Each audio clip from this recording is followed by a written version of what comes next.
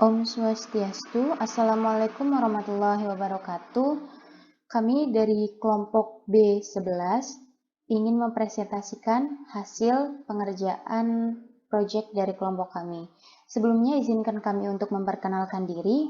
Nama saya Nurul Salsabila Wardani, NIM 1905541069. Di sini saya akan mempresentasikan dengan kedua teman saya, yaitu Aryo Bimo Arif dengan NIM 1905541068 dan Dewantoro Manu Mayoso dengan NIM 1905541070. Baik, judul dari presentasi kami kali ini yaitu menyimpan dan menampilkan data dari sensor IoT di web menggunakan ThingSpeak. Sini saya akan membacakan latar belakang. Baik, IoT atau Internet of Things merupakan sebuah konsep yang bertujuan untuk memperluas manfaat dari konektivitas internet yang tersambung secara terus-menerus. Adapun penggunaannya seperti berbagai data, remote control, dan penerimaan sensor, termasuk juga pada benda. Contohnya bahan pangan, elektronik, koleksi, peralatan apa saja termasuk benda hidup yang semuanya tersambung ke jaringan lokal dan global melalui sensor yang tertanam dan selalu aktif. Penggunaan IoT sudah banyak digunakan di kehidupan sehari-hari tanpa kita sadari, seperti monitoring kamera CCTV dengan menggunakan aplikasi, memonitoring suhu, dan masih banyak lagi. Jadi dapat disimpulkan bahwa IoT ini sangat membantu pekerjaan manusia di masa sekarang. Cara kerja Internet of Things. Konsep IoT ini sebetulnya cukup sederhana dengan cara kerja mengacu pada 3 elemen utama pada arsitektur IoT, seperti barang fisik yang dilengkapi modul IoT. Yang kedua, perangkat koneksi ke internet seperti modem dan router wireless PD seperti di rumah Anda. Dan yang ketiga, cloud data center, tempat untuk menyimpan aplikasi beserta database. Seluruh penggunaan barang yang terhubung ke internet akan menyimpan data, dan data tersebut terkumpul sebagai big data yang kemudian dapat diolah untuk dianalisa baik oleh pemerintah, perusahaan maupun negara asing untuk kemudian dimanfaatkan bagi kepentingan masing-masing. ThingSpeak adalah platform yang menyediakan berbagai layanan yang secara eksklusif ditargetkan untuk membangun aplikasi IoT. Ini menawarkan kemampuan pengumpulan data waktu nyata, memvisualisasikan data yang dikumpulkan dalam bentuk grafik, kemampuan untuk membuat plugin dan aplikasi untuk berkolaborasi dengan layanan web, jejaring sosial, dan aplikasi lainnya. Di sini ada beberapa perangkat yang digunakan untuk membuat proyek ini dan akan dijelaskan oleh teman saya yaitu Aryo Bimo Arif. Baik, saya akan melanjutkan presentasinya. Di halaman kelima kita ada sistem sensor temperatur atau DHT11, di mana DHT11 ini adalah sensor suhu dan kelembapan udara, memiliki keluaran sinyal digital yang dikalibrasi dengan sensor suhu dan kelembaban yang kompleks. Teknologi memastikan keandalan yang tinggi dan stabilitas jangka panjang yang sangat baik. Microcontroller terhubung ke kinerja tinggi 8 bit. Sensor ini mencakup elemen resistif dan alat pengukur suhu, NTC. DHT11 memiliki kualitas yang sangat baik, respon cepat, kemampuan anti-intervensi, dan keunggulan kinerja biaya tinggi. Setiap sensor DHT11 memiliki fitur kalibrasi yang sangat akurat dari kelembaban ruang kalibrasi. Koefisien kalibrasi yang disimpan dalam memori program OTP. Sensor internal mendeteksi dalam proses. Kita harus menyebutnya koefisien kalibrasi sistem antarmuka tunggal kabel serial terintegrasi untuk menjadi cepat dan mudah. Kecil ukuran, daya rendah, sinyal transmisi jarak hingga 20 meter sehingga berbagai aplikasi dan bahkan aplikasi yang paling menuntut. Produk ini 4 pin baris paket tunggal, koneksi nyaman, paket khusus dapat diberikan sesuai dengan kebutuhan pengguna. Lalu di halaman selanjutnya ada Node MCU ESP8266, yaitu sebuah platform IoT open source dengan biaya yang lebih rendah. Microcontroller ini juga sudah dilengkapi dengan modul Wi-Fi, yaitu ESP8266. Istilah Node MCU ini secara default sebenarnya mengacu kepada firmware yang digunakan dari perangkat keras development kit Node MCU. Bisa dianalogikan sebagai board Arduino-nya. Halaman selanjutnya breadboard. Jadi board yang digunakan untuk membuat rangkaian elektronik tanpa harus merepotkan pengguna untuk menyolder. Itulah arti daripada breadboard. Biasanya papan ini digunakan untuk membuat rangkaian elektronik, sementara untuk tujuan maksudnya ini untuk uji coba atau prototype. Kegunaan breadboard sebagai media penghantar atau konduktor listrik, sekaligus tempat kabel jumper dilekatkan, sehingga arus dari satu komponen bisa terdistribusi dengan baik sesuai keinginan ke komponen lain tanpa harus merepotkan pengguna untuk melakukan penyolderan atau melakukan bongkar pasang alat itu. Selanjutnya bisa kita lihat di slide ini ada block diagram.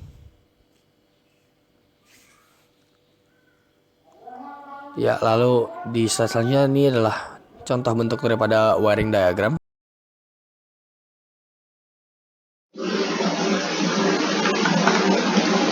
Berikut untuk program codingannya.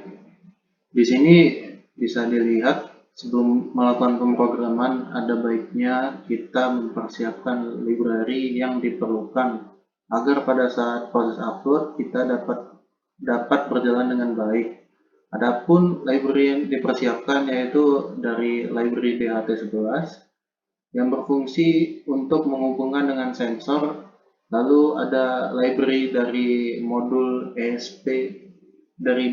node MCU ESP8266 Wi-Fi yang difungsikan untuk menghubungkan Wi-Fi pada node MCU. Berikutnya ada library dari Wi-Fi client yang difungsikan untuk menghubungkan ke Wi-Fi pengguna. Dan yang terakhir adalah library dari ThingSpeak yang difungsikan untuk menghubungkan ke website ThingSpeak-nya.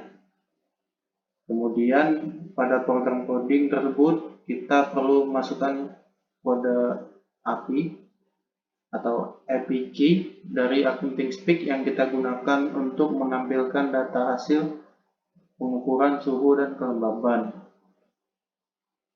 Yang berikut adalah kode API yang kami gunakan, bisa dilihat di sini ya. Selanjutnya kita perlu memasukkan nama Wi-Fi yang digunakan beserta passwordnya. Pada program kali ini kami menggunakan nama Wi-Fi-nya post Wi-Fi di sini dan passwordnya bisa dibaca ya, terlihat. Selanjutnya untuk menghubungkan program dengan server digunakan server ThingSpeak.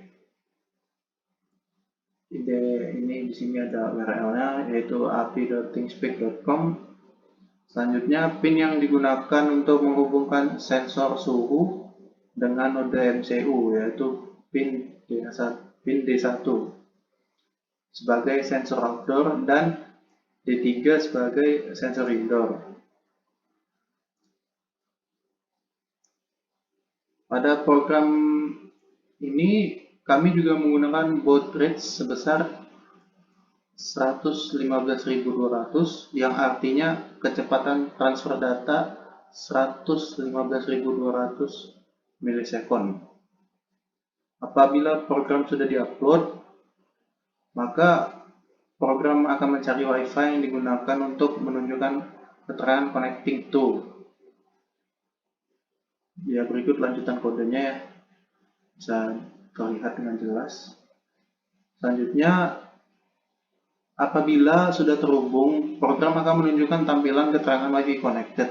Waktu yang dibutuhkan untuk menghubungkan Wi-Fi sekitar 500 milisekund. Untuk menampilkan data hasil pengukuran program ke website ThingSpeak, diperlukan memasukkan inisialisasi dari kode API key yang dibuat beserta kode channel 1. Jangan lupa pula di sini kami meletakkan delay selama 1 detik ya, supaya ThingSpeak-nya bisa refresh secara terus-menerus selama 1 detik. Ya, berikut codingannya. Selanjutnya kita ke bagian rangkaiannya. Ya, berikut hasil dari rakitan rangkaian IoT-nya. Untuk hasilnya kita bisa langsung melihat ke ThinkSpeak.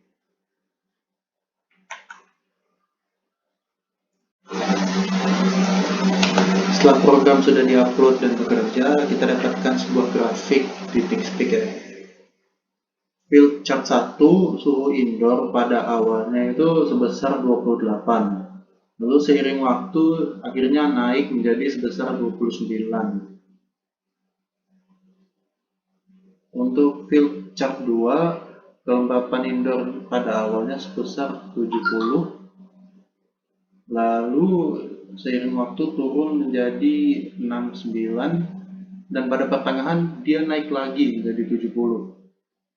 Lalu turun lagi menjadi 69 sampai akhirnya turun ke 68.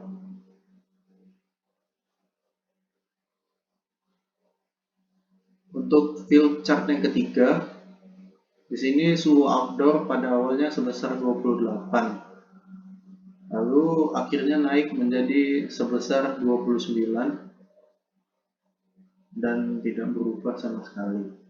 Untuk field chart yang keempat, yaitu kelembapan outdoor, pada awalnya sebesar 70, lalu turun menjadi 69, kemudian naik lagi jadi 70, dan turun lagi menjadi 69 sampai pada akhirnya turun ke 68. Di sini dapat kita rangkum bahwa field 1, 2, 3, 4 atau indoor atau outdoor tidak ada perubahan yang signifikan. Ya, sekian dari kelompok kami, kurang lebihnya mohon maaf, terima kasih.